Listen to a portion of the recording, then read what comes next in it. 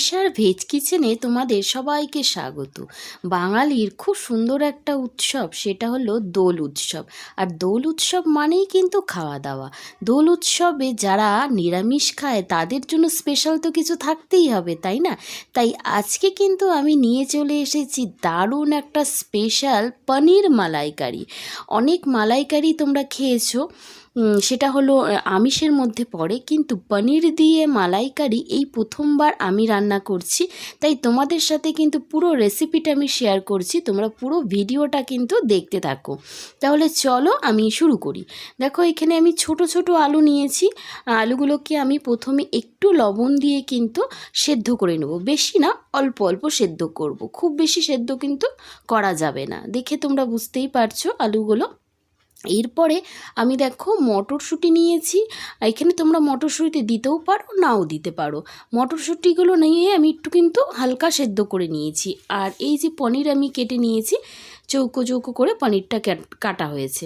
এরপর দেখো এখানে আদা আর টমেটো নিয়েছি, এটাকেও আমি কিন্তু পেস্ট করে নেব। এরপর আমি যেটা করব, দেখো এইটা হলো নারকেল, একটু ভালো করে দেখো, এই নারকেলটা কিন্তু কচি নারকেল, যেটাকে বলে না দোমালা নারকেল, সেই নারকেলটা আমি নিয়েছি। এই নারকেলটা আমি ভালো করে কিন্তু পেস্ট করে নেব। তোমরা যদি শক্ত নারকেল নাও তাহলে কিন্তু তোমরা দুধটা বার করে নেবে, ছিবড়াটা নেবে না। দেখো এইখানে নারকেলটা যে আমি পেস্ট করেছি, দেখে বুঝতে পারছো একদম ক্রিমের মতো হয়ে গেছে নারকেলটা, যেহেতু এটা দোমালা নারকেল। আর যদি শক্ত নারকেল হয় তাহলে কিন্তু এরকম ক্রিমের মতো হবে না, তোমরা কিন্তু রসটা চিপে দুধটা বার করে নেবে। এরপরে কড়াইতে দেখো আমি পনিরগুলোকে প্রথমে ভেজে নেব।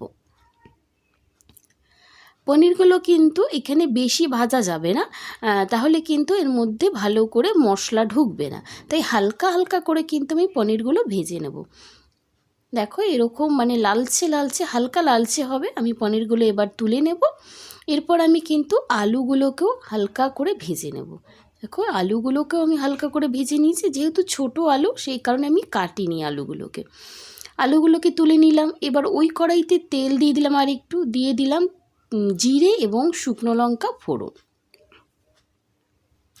জিরে আর শুকনো লঙ্কাটা একটু গন্ধ বেরোবে, তারপর কিন্তু আমি এখানে দিয়ে দেবো আমি যে আদা আর টমেটোটা পেস্ট করে রেখেছিলাম, সেই আদা আর টমেটো পেস্টটা কিন্তু আমি এখানে দিয়ে দেবো। একটু গন্ধ বেরোক। দেখো এই হলো আদা টমেটো, আমি এবার দিয়ে দিচ্ছি। কারণ মানে গন্ধটা যদি না বেরোয় না জিরের, তাহলে কিন্তু ভালো লাগবে না। তাই একটু গন্ধ বেরোনোর পরেই তোমরা এই মশলাটা দেবে। দিয়ে দেখো মশলাটা কিন্তু আমি একটু কষিয়ে নেব, হালকা হালকা কষিয়ে নেব। মশলা কষানোর উপরেই কিন্তু রান্নাটা নির্ভর করে, রান্নাটা কত সুন্দর হবে। তাই আমি কিন্তু একটু মশলাটা একটু বেশিই কষাই।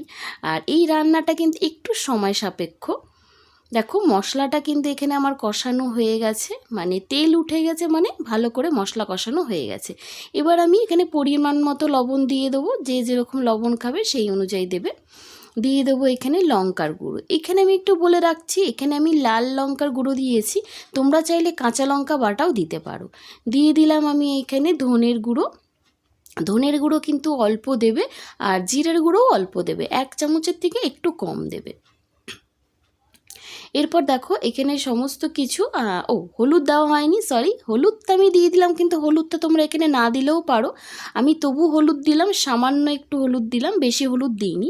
আর দিয়ে দিচ্ছি একটু চিনি। তো এইগুলোকে আমি ভালো করে মিক্স করে নেব।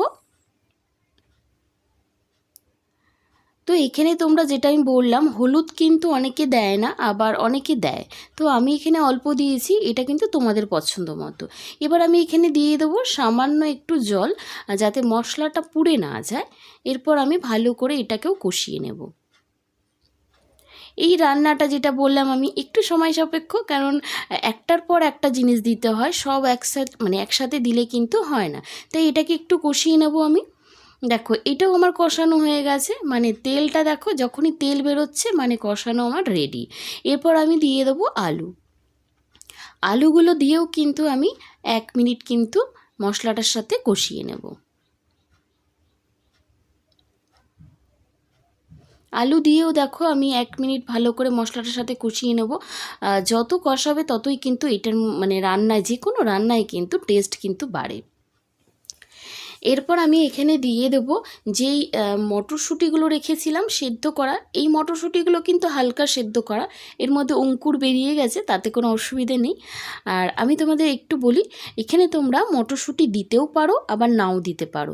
যেহেতু আমার কাছে ছিল আর এই মটরশুঁটি খেতে ভালোবাসি, তাই আমি এটা দিয়ে দিয়েছি। কিন্তু অন্য সময় তোমরা যদি করো তাহলে তো মটরশুঁটি পাবে না, তখন দেওয়ার প্রয়োজন নেই।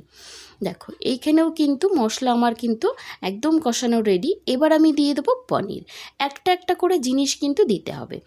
এবার পনিরটা দিয়েও কিন্তু আমি ভালো করে কিন্তু এটাকে কষিয়ে নেব 1 মিনিট।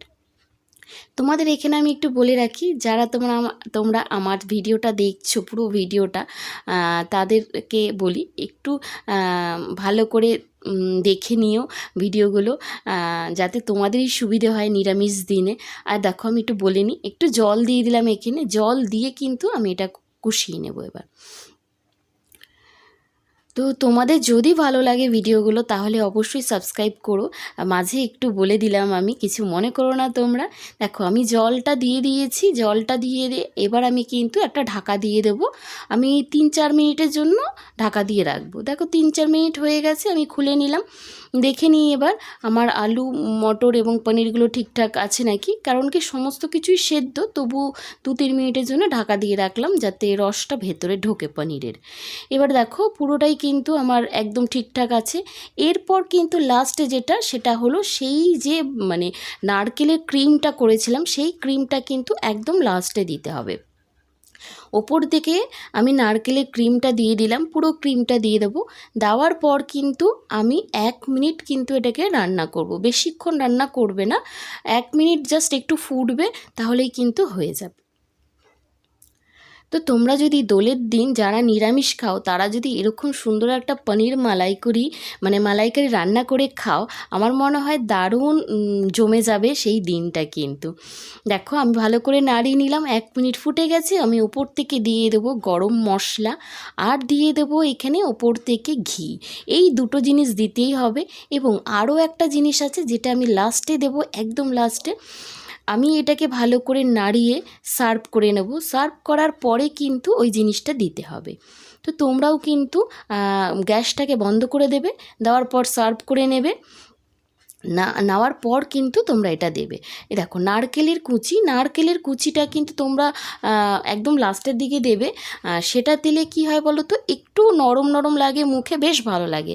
আর তোমরা যদি একটু শক্ত নারকেল দিয়ে করো তাহলে তোমরা ক্রিমটা দেবে, মানে দুধ যেটা থাকবে ওটা একটু রেখে দেবে লাস্টে, তো সেটা দেবে। এরপর আমি যেটা দেবো, দেখো আমি সার্ভ করে নিয়েছি, ওপর থেকে আমি দিয়ে দেবো সেই নারকেলের ক্রিমটা। এটা কিন্তু অবশ্যই দেবে, যারা শক্ত নারকেল দিয়ে করবে তাদের ওপর থেকে একটু দুধটা ছড়িয়ে দেবে। রেডি হয়ে গেল আমার পনির মালাইকারি।